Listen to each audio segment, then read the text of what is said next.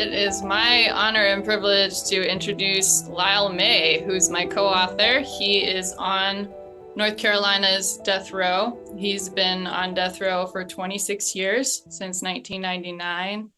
And so I'm going to talk just very briefly. He's supposed to call in about 5 minutes. So I would like to share with you the story of how Lyle and I met, and then a little bit about Lyle before you meet him. I met Lyle back in 2014, so 11 years ago.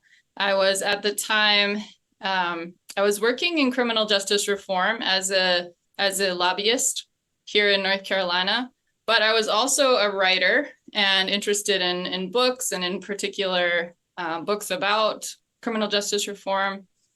And I was at a Super Bowl party, which is not a place that you would normally see me. I don't really like football, but for some reason I was there and just basically eating the whole time, standing near the food.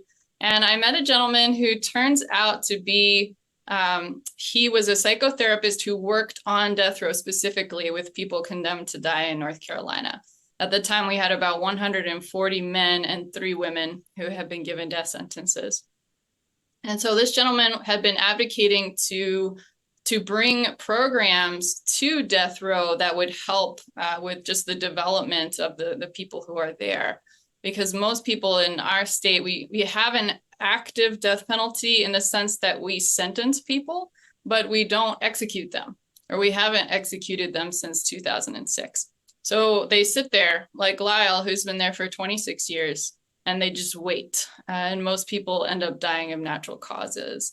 So this particular gentleman who I met at the Super Bowl party was trying to advocate for getting programs, writing classes and anger management classes and yoga classes and art classes brought into the prison so that the men would have something to do with themselves and ways to develop while they're there. At the time, North Carolina's death row was one of the most isolated in the country. It's not a solitary confinement prison, but they did not have any programs available whatsoever, not even common things like libraries. They didn't have exercise equipment, and they were the only death row in the country at that time that did not have access to phones. So they were only allowed one 10-minute phone call per year. Right around Christmas, they were allowed to call one person, one of their loved ones, and speak for 10 minutes.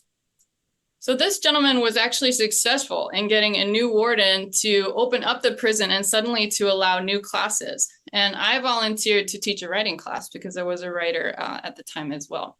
And I wanted it to be not a how to write class, but a reflective class on journaling and just reflecting on life and prison.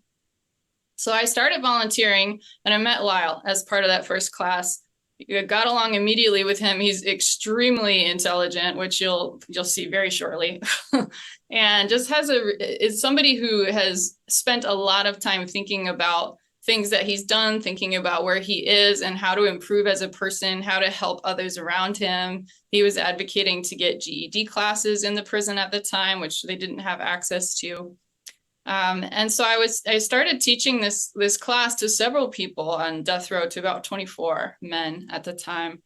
And I really got to know them, and I was impressed with them in so many ways, and so much of the growth that they had done during the time that they had been in prison. Many of them, like Lyle, were sentenced at 19 years old or 20 years old, extremely young. And at the time I met them, they were in their 40s and 50s. So they had been in prison longer than they had not been in prison in their lives. And after a while of teaching that class, I decided that I had to tell somebody about what I was seeing. And so I wrote an op-ed and I published it in the local newspaper. And I talked about the humanity of the people who I had met on death row. And shortly after publishing that article, I was removed as a volunteer. I was kicked out of the prison and told I could not return ever. I believe I have a lifetime ban from North Carolina prisons. And so I was never allowed to come back. And I reached out to the men who I had been working with by mail, because they still didn't have phones then. They do have phones now, obviously, because Lyle is going to call in, but that's something that has changed since 2014. And so I started writing to them, to Lyle and to many of the others, and just encouraging them to continue writing and continue reflecting and continue journaling, and that I would help them in that process in any way. And after a couple of years of building up friendships with a few of the guys, we decided together that we would compile stories that they had written. They're incredible writers, despite the fact that none of them had graduated high school. I think Lyle went to 9th grade. But they're incredible writers and have these really rich stories of what their lives were like before they came to prison and what it's like being in prison and condemned to die, and what kind of just human growth and development they have gone through despite really horrific circumstances that are not designed to help people grow into better people. So we put together a book. Our first book was published in 2020. It was called Crimson Letters, Voices from Death Row. And then we put together a second book, which was published in 2022, which is called Inside Voices from Death Row. And Lyle, myself, and 3 other gentlemen also on death row compiled those books painstakingly. Took years to do both of them because it was all through snail mail. Lyle would send me just a handwritten letter, and I would look over the essay and I would send him some suggestions and edits and handwrite those and send them back. And then he would handwrite the whole thing all over again. It was just an entirely snail mail process that we did. And it was very tricky because the men, even though they're in the same prison, the 4 co-authors are in different pods. And so they can't talk to each other. And so when we needed to sit down and have a meeting about different things pertaining to the book, we couldn't. So I would have to write to one guy and get his opinion, and then write to the other one and get his opinion, and to somebody else and get his opinion. And it was just a long process. But Lyle, there are so many things about Lyle that I could tell you. I call him, and then a lot of people nickname him the professor. That's like a general nickname for him within the prison, because he would make such a good professor. He loves books. He loves learning and knowledge. He has published, in addition to the 2 books that he co-wrote with me and our other co-authors, he's published 2 others, as well as numerous academic articles and law articles. He has single-handedly put himself through college and is now applying to law school. And in this prison where he is, you're not allowed to get an education. There's no educational programs there. And so he's done that on his own through people who believe in him, who are sponsoring him financially to get this education, and who are really sticking their necks out to help him. Because they believe in him. And the administration has actively worked to try to shut him down. But he hasn't. He has never given up. This man is a firebrand. He just never runs out of energy and is constantly using himself and his time to research and to write articles and to give the perspective of the prison system to systems and people who often sort of work in the environment of prison reform, or who are lawyers and work in the criminal justice system, but generally do not seek input from people actually in prison, and generally have a lot of ignorance about what it's like in prison. And so one of Lyle's missions is to really help close that gap and to speak not through other people, but in his own words, his own writing, his own public speaking about what life is like in prison. So I'm getting a message that he's ready. So without further ado, I would love to introduce you to Lyle May, my friend and coworker and co-author, someone I'm very proud of. I prepared some remarks today that'll draw a few things from Professor Chris Bozel's lecture on Christocentric concreteness, scripture, and my own writing. And afterwards, we'll go into any questions you might have. Karl Barth says God's reconciliation with the world comes through Jesus Christ's solidarity with the 2 criminals who were crucified beside him. It's because of this relationship, claims Barth, that God shares their criminal identity, though only in the loosest sense. Christ was a false condemnation and execution instigated by Pharisees afraid of losing control and power. Since they couldn't outsmart Jesus, they used the already corrupt and merciless Roman criminal justice system against him. In God's redemptive work for a sinful, broken world, for a sinful, broken world. Is God's redemptive work for a sinful, broken world possible in the material bed of a system designed to colonize, subjugate, and oppress under the illusion of justice?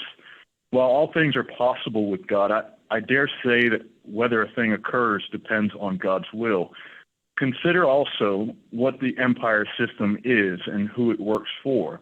Also consider the Talionic law the Pharisees used plot against Jesus is now a bedrock criminal justice principle and purpose of the American criminal legal system. An eye for an eye, or retributive justice, is championed by merciless elected officials who use tough-on-crime narratives to mask sadistic impulses, ignore constitutional protections, and seek to purge the country of non-whites, non-heterosexuals, and non-citizens. I am certain in their hatred and envy of Jesus, those who fomented his death convinced them the law hid what they truly were. Throughout history, countless others would follow the same machinations under the color of the law to perpetrate their brand of evil. As a child, I and my siblings had a good understanding of Christianity because our mother taught Sunday school. What we did not learn about is the socio-political influence and contextualization of empire on the church, or the corruption of church leaders in the absence of Christocentrism. Those lessons came to me the hard way through criminal justice policy and incarceration. In 1994, as a 16-year-old in the Maine Youth Detention Center, every Sunday morning we were lined up and counted, then marched to a chapel service on the property. It was not a choice. While at chapel, we listened to biblical excoriation about the wages of sin, penalties of disobedience, humility before authorities, and occasionally loving one's neighbor. We sang the usual prison hymn, Amazing Grace, then went back to the dorm where we sat in forced silence and hunger. Eventually, one or more of us would be verbally degraded, beaten, maced, trussed like a pig in zip ties, and put in solitary confinement. When it was my turn to face similar abuse in a different youth prison a few years later, I don't know if God heard my pleas. Maybe it was just a teachable moment on power dynamics. The beating by the guards was bad enough that I lost consciousness and control of my bladder. When I came to on the concrete floor of my cell, hot, stale air, fear, and despair greeted me. Hard to imagine a time and place where I felt more alone. When a guard returned, I thought it was for another beating and stood to fight. Instead, he opened my cell door and threw a tattered Bible on the floor. Before slamming it, he said, "Only God can save you now, boy." Reading about Christocentric concreteness and how Christian action should intersect with the incarcerated, on an organizational and body of the church level, it's a tepid presence at best. As a result, the idea that God always addresses This call is from a North Carolina correctional facility. calls believers, judges them, and saves the world, all in the company of those crucified with Jesus, seems like one of those things promptly forgotten at the end of a sermon. God's reconciliation with the world through Christ's solidarity with the condemned isn't something I would witness until I was sentenced to death. Hebrews chapter 13, verse 3 instructs, "Remember those in prison as though you were in prison with them." It seems obvious that Christian stewardship should extend to everyone in prison, yet that message is often ignored, or worse, corrupted by factions within the Christian church that capitulate to empire and consent to be a religion of racist oppression rather than Jesus Christ. How have Christians in the U.S. so distanced themselves from Christ they stand behind white Christian nationalism, swear in the Bible, then commit perjury, sentence their neighbors to death, cry shelter or mercy shown to immigrants, and manipulate Scripture to support inhumane laws that devalue human life? The answer lies in an ugly history, often revised or left out of the history books altogether. It's no secret that in early modern Europe, the Catholic Church controlled access to the Bible at a local level. Books were uncommon in reading skills amongst peasants and serfs a rarity. Tight control over Scripture allowed unscrupulous priests and church leaders to mislead and oppress the poor. This ultimately enabled an estimated 60,000 to 9 million hangings and burnings at the stake of people suspected of witchcraft. a practice that carried over into colonial America, championed as it was by the Puritans. Puritan sensibility was the central sign of Christian culture, with the cross, an implement of torture and death, retaining its physical significance, one used in the re-education of Native Americans amidst their genocide and by slavers kidnapping Africans for sale as property.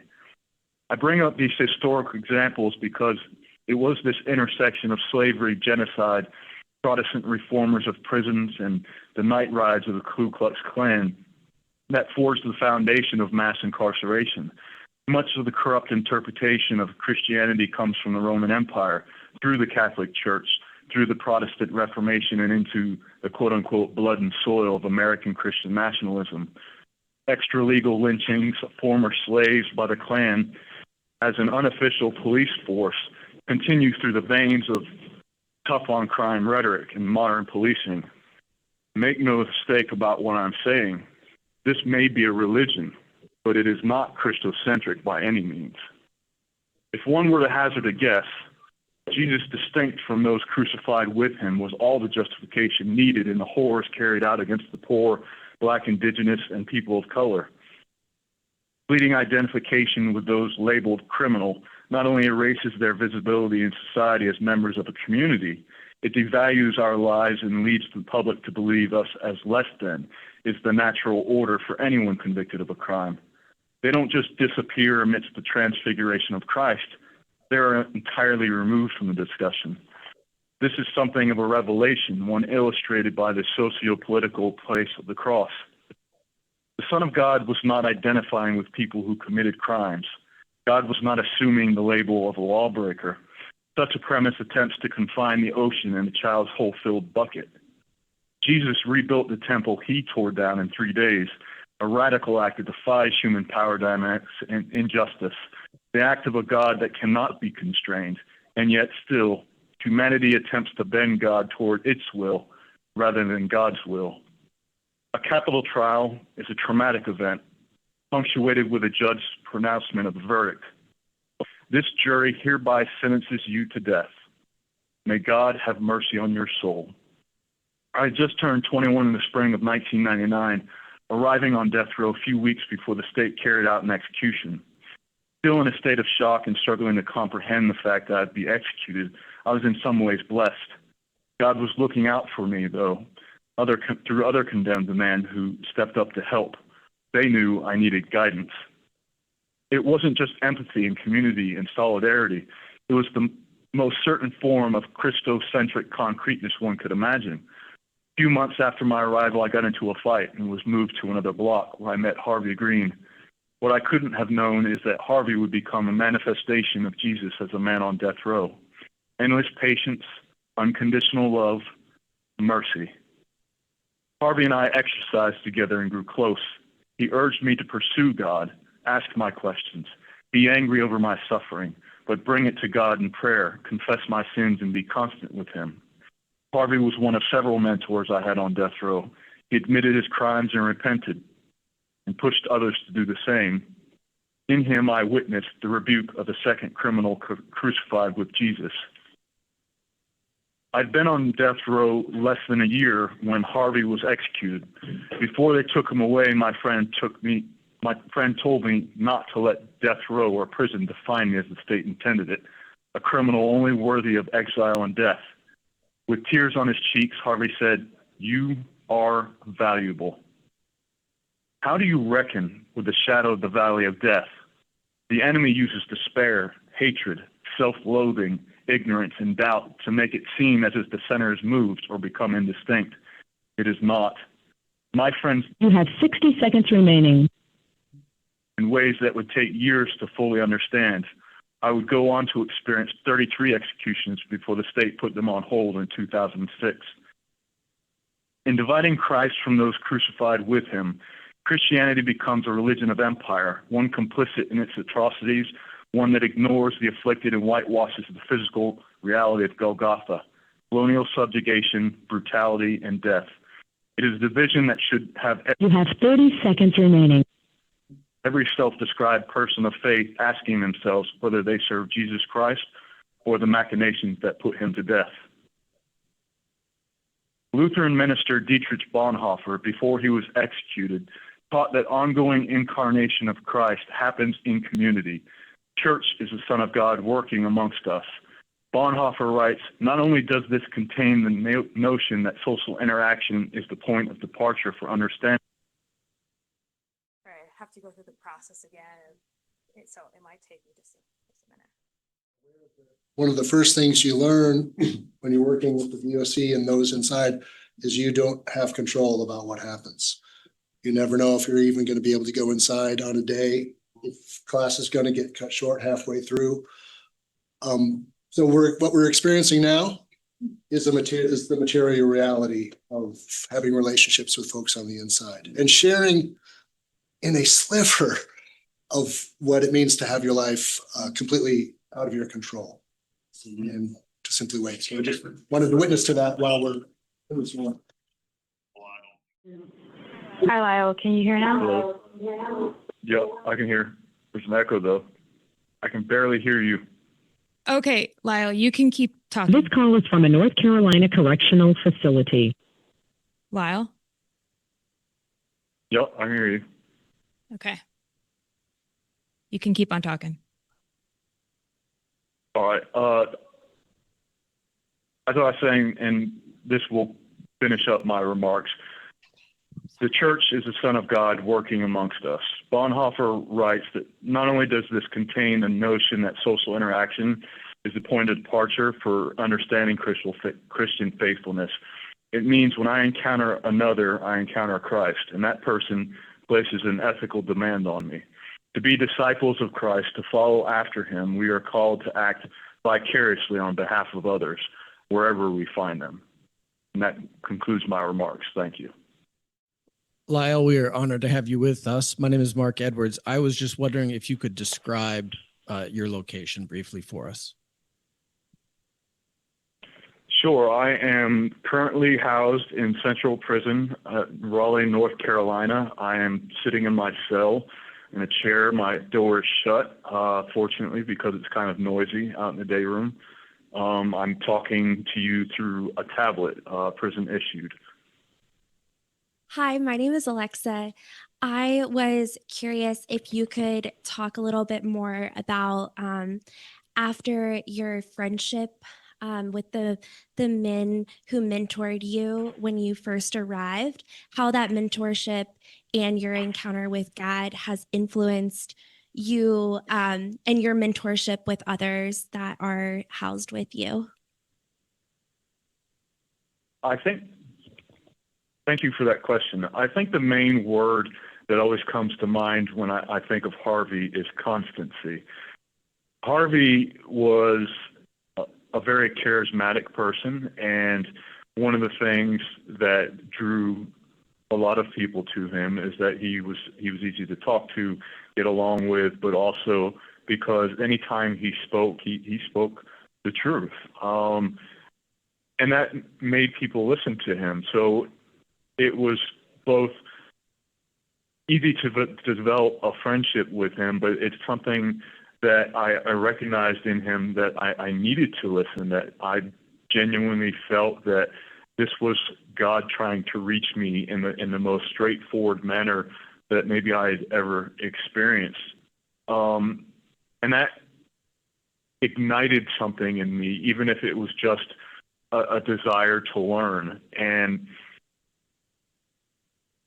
I try to do that with other people. I try to, maintain my integrity with the way that I approach and deal with them. I remain constant in my own faith to kind of model things that I do for others. Not that I'm necessarily have the same personality as Harvey, just that I try to take particular lessons that I drew from his behavior and model those for others. Lyle, can you hear me? Yes. Yes. Thank you so much for your response and for your comments. I was really struck by what you said early on and then sort of kept coming back to in ways about the question of whether the language of God's reconciliation with and for the world is even possible in the belly of the prison system of mass incarceration. And I was wondering if, from where you're sitting, does that language actually feel like, well, that sounds great, but I don't see it happening. So is it irresponsible of folks like me? This is Chris. I presented the paper, of theologians like me or the church on the outside to speak of God's reconciliation of the world as involving and moving through the dismantling of the oppressive powers of a system of mass incarceration in this sort of prophetic way. Is there a sense in which that is just empty words? Because, well, that sounds great, but where is that God? Where is that reconciliation happening? I'm just curious if that makes sense to you as a question, if what your thoughts are on that. No, that makes perfect sense. So I think the important, or kind of the answer is in the question, is Christ. This call is from a North Carolina correctional facility. Possible, and how do we make that possible? And it's through action. We can, and I apologize for the description, kumbaya moments are all well and good, but it takes action, and it doesn't just take, like prison ministry, which is great and it's helpful, but it also takes political action, and it requires involvement in that process. We know as adults, as citizens of the United States, what the political process is, who's involved, who is responsible for creating the politics and the policies of mass incarceration and installing them. And it's important that we counter that on a very visible and action-based level. So in that sense, if we want to put the Christ back in Christianity, so to speak, it means through action, and it means not just connecting with people on the inside, it means connecting with the people on the outside who oppress those people on the inside. It means addressing those legislators who maybe show up at church on Sunday and then on Monday pass a law that imprisons tens of thousands, if not millions of people. I think that's where the rubber really needs to meet the road. And it's something I've actively brought up with Catholic priests before. Like, do you at all, because you come in here and deal with us on death row, bother to talk with any of these people who are sitting in your pews on Sunday, and then go into the legislative building and pass laws that are further oppressive, or seek to resume the death penalty, or implement the electric chair, or any of that? Because it doesn't make sense to me, as certainly a church leader, but also a parishioner, that you could show up in the house of God one day and then the very next day commit an orchestrated act of evil. Yeah, thank you for that. I feel like maybe then what you're challenging us with is until the church actually becomes the church of Jesus Christ and moves into that action in a robustly radical participatory way, then they are just empty words. Right. Appreciate that. Thank you. Yeah, thank you. Hi, Lyle. My name's Ethan Rector. I had a question about the concept of freedom, the experience of freedom as it relates to the Spirit of Christ. We've talked in the conference a bit about the two criminals that are crucified with Christ and the way that they didn't choose that, right? And also the need to be attending to the movement of the Spirit and working with the prison system. And so I was just hoping that you could talk a bit about your experience of the Spirit as it relates to, your understanding of freedom in your current circumstances. Sure. Thank you for that question. So I guess the simplest answer is to go back to my identification of Harvey Green as that second criminal on the cross, the one who, you would think while you're being actively crucified that you don't have any freedom. But as we're shown, especially in Luke 23 verses 39 through 43, there is a choice there. There is freedom, spiritual freedom. There is an opportunity in your last living breath to, still engage your free will, to ask God for that mercy and to engage that belief. So in that sense, you always have spiritual freedom. You always have that free will to your very last breath. And that's probably the greatest form of liberty that any single human being has, short of physical liberty. Hi, Lyle. My name is Chaplain Rossoff. I work across the street from you with the women and trans men and non-binary folks at the Women's Institution. And I wondered, based on an observation I have of those who are prison residents who do comport themselves as self-actualized and spiritually mature, their demeanor can often be viewed as a form of resistance or internalized as a threat to staff. So do you have any advice for those people who are my care recipients as they struggle to find their mental freedom in the face of potential retaliation? That is an excellent question, and I have to admit a little hesitation in answering it. It's important to be self-actualized and autonomous in prison. In fact, it's critical to not just your physical, but your mental survival. When you're doing long prison sentences, like myself and others, You have 60 seconds remaining. I think you have to be intuitive in what you can and cannot do. You have to be aware of the boundaries that the administration sets and where to push back and where to, kind of zip your lip and sit down. I think it's one of those things that every individual has to deal with in their own way, and You have 30 seconds remaining. is best for them. And they also need to recognize when, they've had enough, when it's time to stand up. I think in saying that, though, that you have to be careful in exactly how you do that, because ultimately you have to live here. And however long you have to live here, it's important that you remain Christ-centric, of course.